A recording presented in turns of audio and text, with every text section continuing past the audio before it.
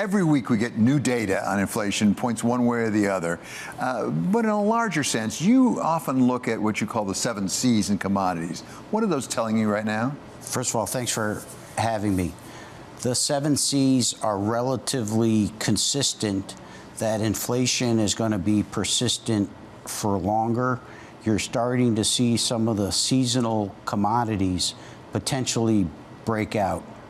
Cattle, 1 C. Corn, the other C, that have been relatively weak. The stronger C's, coffee, cocoa, and crude, they've been relatively stable after having fairly large moves. And what's driving that right now? I mean, what are the forces? Why do you look at the 7 C's? I look at them as the AC, which is the consumer. And in terms of, is the consumer going to have to substitute their spending for more on staples where demand is inelastic, and that then is going to lead to less discretionary spending across the board. And so then I look at bigger picture stocks like Visa, MasterCard, Costco, Target, to see if the consumer strength is still there. Those stocks have demonstrated a little bit of weakness, so that is the conundrum, the 9th C, of the pressure on commodities and potential weakness of these consumer stocks, which definitely puts the Fed in a box. So if there's a breakout in some of the C's and the commodities, that puts pressure on Visa and MasterCard because people don't have as much money to spend at Target, for example. They have to spend it on food. Yes, yes. And so those stocks in particular are a good measure of consumer strength, and you see that in weekly data that you can get from JP or Bank of America, compares it week over week or year over year as the strength of consumer spending.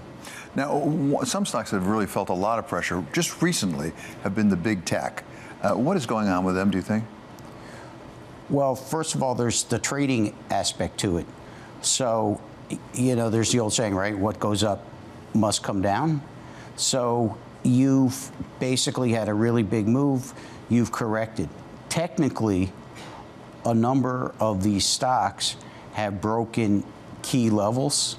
And if they don't reject those levels and start their uptrend again, that could mean that the leading aspect of the technology relative to other stocks is ending, which can hurt the large cap indices because they're such big weights. What does this all say to the Fed? I mean, I could speculate that actually a little bit of tightening financial conditions would not be a bad thing for the Fed right now because they've been going the other way. I think the Fed is sprinting in place. Very, very challenging because you have this tug of war.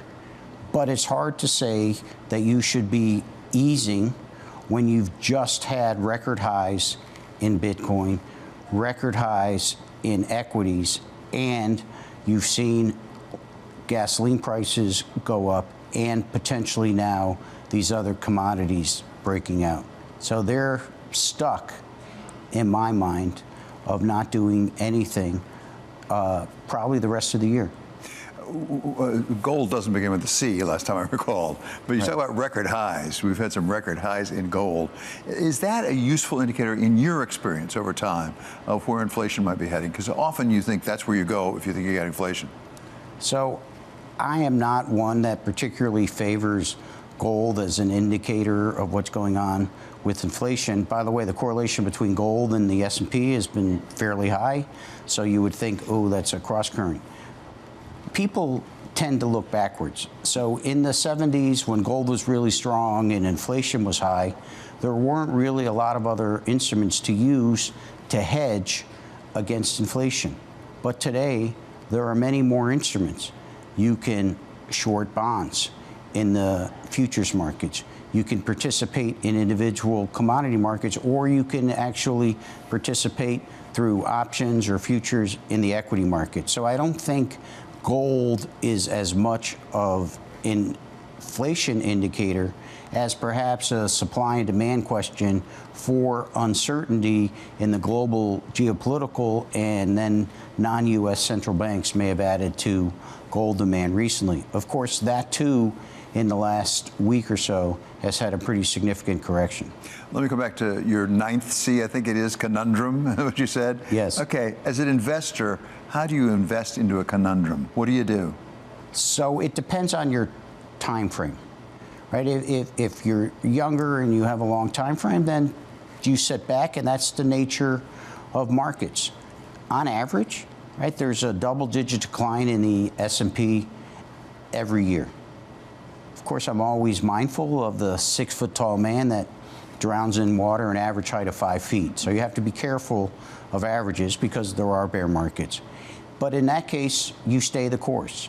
If you're more like me and you're a trader and you've had a good run, I think the hardest thing in portfolio management and discipline is selling a winner or taking it down and rebalancing your portfolio.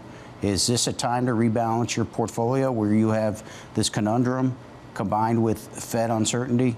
I think that makes a lot of sense.